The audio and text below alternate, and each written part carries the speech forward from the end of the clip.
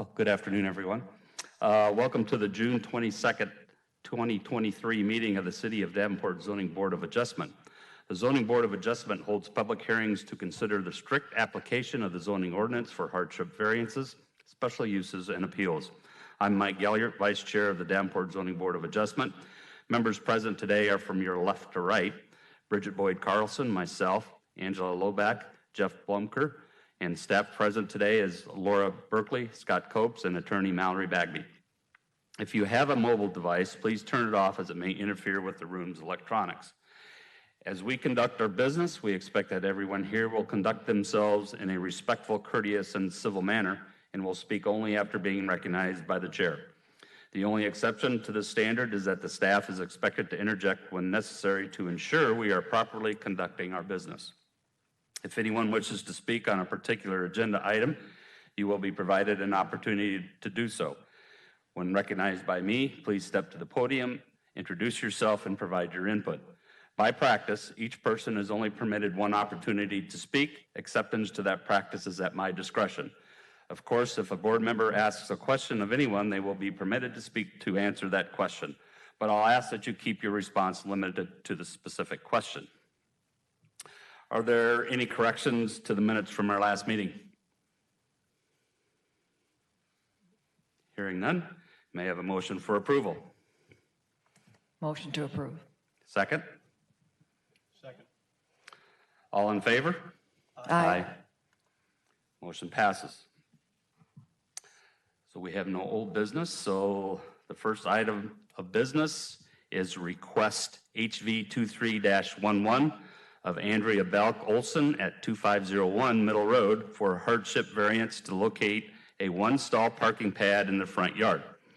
Section 17.10.020.A prohibits parking in the front yard unless on a driveway directly connecting to a legal parking space in the side yard, rear yard, or garage. This is in Ward 5. Scott Copes, DNS. Thank you. This opening slide shows what's out there on Google.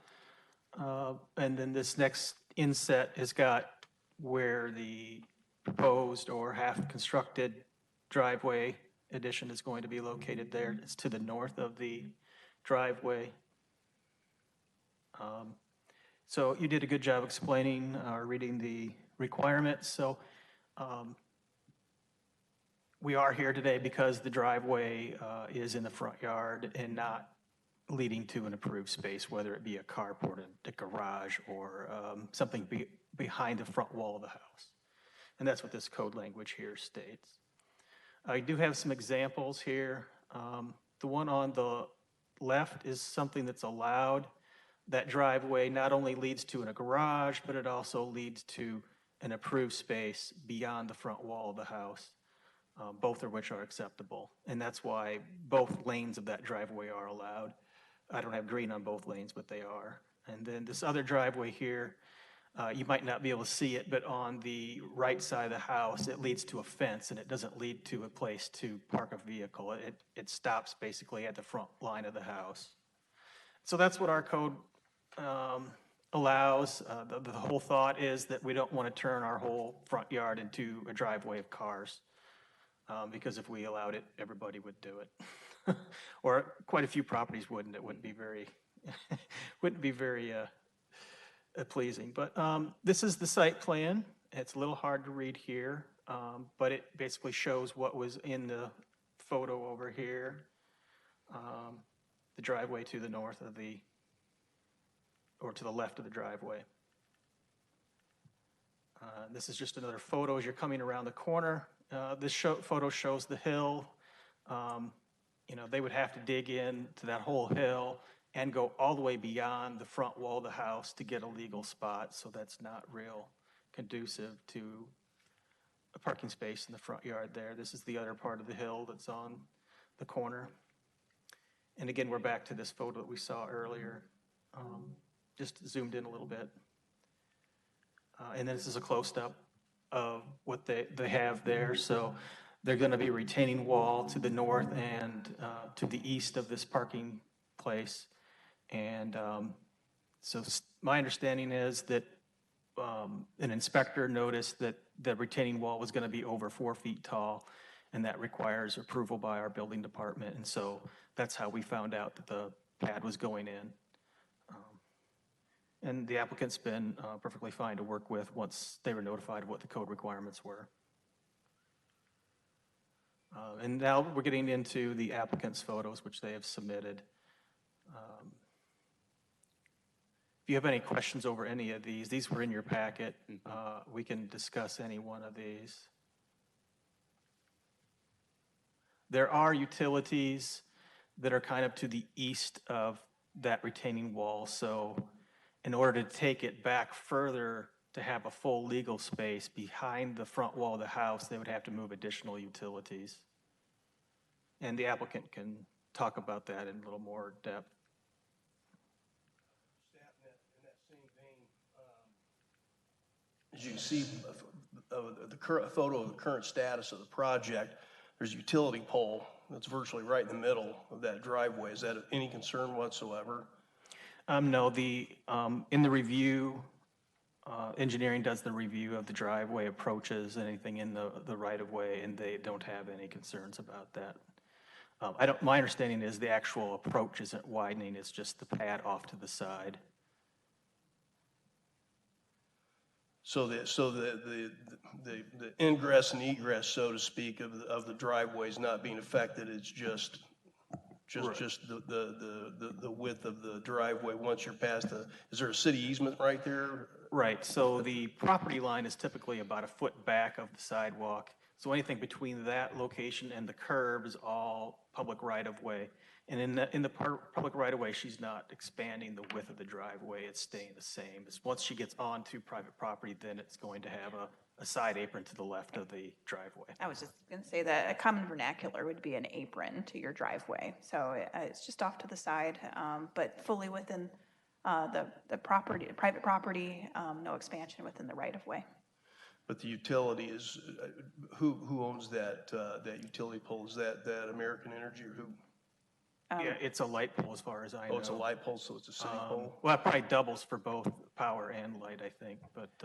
Yeah, I don't know if it we've looks got- like a Mid-American Energy pole. Yeah, Yep. Okay.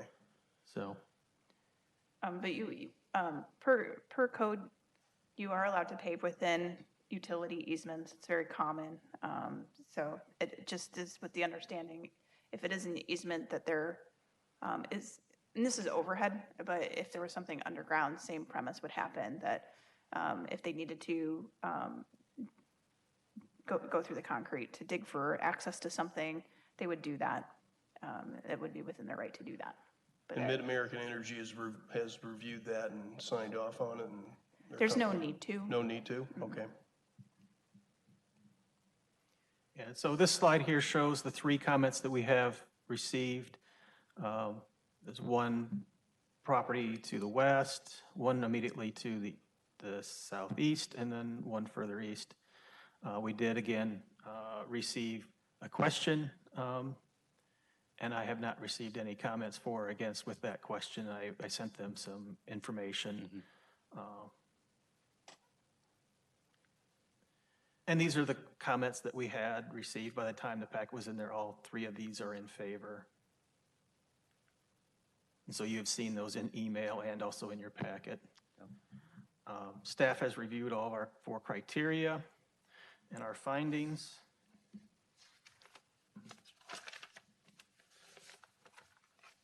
Are that the ordinance does create a hardship.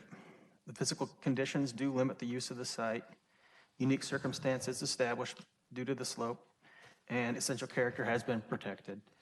Staff recommends that the hardship be approved, and recommends that the board adopt staff's findings and approve request HV 23-11 as proposed.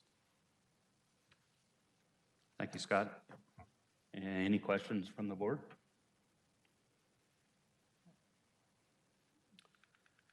Applicant is here, I take it. Yes. Would you please step up to the podium and present your request? Thank you so much, very much for your time today. As you can see in the photographs and of course the site plan itself, Excuse me, could you State your name for the record. I apologize. No problem. My name is Andrea Belk Olson. Okay, very good. I'm the owner of the property at 2501 Middle Road. Thank you. As you can see in the pictures and of course the site plan, that the topography of this homestead, which we moved in about 2007, 2008, is quite hilly. It's somewhat of a triangle-shaped property. There's no alley, there's no backside access to the home, and we own multiple vehicles. Currently, we often park on the street in public parking if we have a car that needs to be moved. To get something out of the garage. If there's a car in the garage and in the driveway, both of those vehicles have to be moved to take a garbage can out, to take a lawnmower out. And this has been going on since 2007, 2008. As time went on, in a previous photo, I believe it's right here in the first slide, you see one tree on the north side of the house. There used to be 4. Over time, we've systematically removed those trees, or nature has removed those trees. We had decided to do this project because Mid-American had come around and said that they were changing the gas lines from low pressure to high pressure gas lines. We spoke with them about the plan or idea of having additional parking space so we can move our vehicles off of city property, off of public space. And they said that they could move that gas line as they are in that process of the changeover. So we removed the additional tree. We had Mid-American move the gas line as far north as possible, approaching the north neighbor's property line, but not crossing that, and then diagonal to the north side of the home. The north side of the home has all the utilities attached to it, which includes air conditioner, communications line, gas line, and I think there's one here, gas meter, as you can see, and power meter. The back of the house, this is right around that corner. So back here is a patio with a tree line and extensive landscaping and a patio. So relocating the utilities on this side of the house, I'm not sure how that could be done. On the south side of the house, there is a 3-season porch, as you can see right there on the south side of property, and all of this is on a very steep grade. So we felt that this location for this parking pad was furthest away from our neighbor's property as the property line gets tighter as you go back towards the back of the home. This would enable our route, which Big 6 comes along our route, and we have to have cars parked there or find another place to move vehicles temporarily. We have parked on Middle Road, which is the current road you see. We've had 2 vehicles damaged to the point of making an insurance claim and or totaling a vehicle since 2007 on parking on Middle Road due to a variety of factors. So what we wanted to do was invest in this property, improve the value of the property, and get our vehicles off the street so the public could actually use public parking.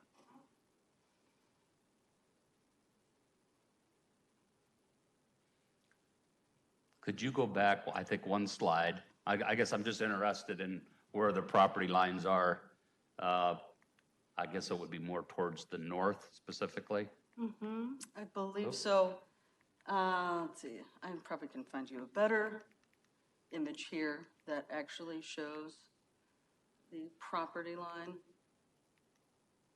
So the neighbor's property line, and there's not a visible line there, but you see the flags. Right. The communication line is right about at that property Okay. line.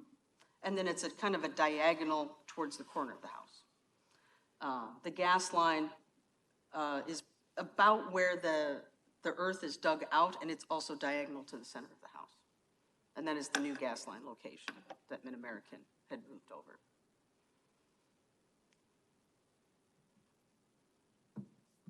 So maybe this is a question for Scott. There's no requirement for setback on a wall for side lot? Setback of what? For a side lot? A retaining wall from Yeah. the, yeah, you could go up to the Okay. property line with a Okay. retaining wall. Sure.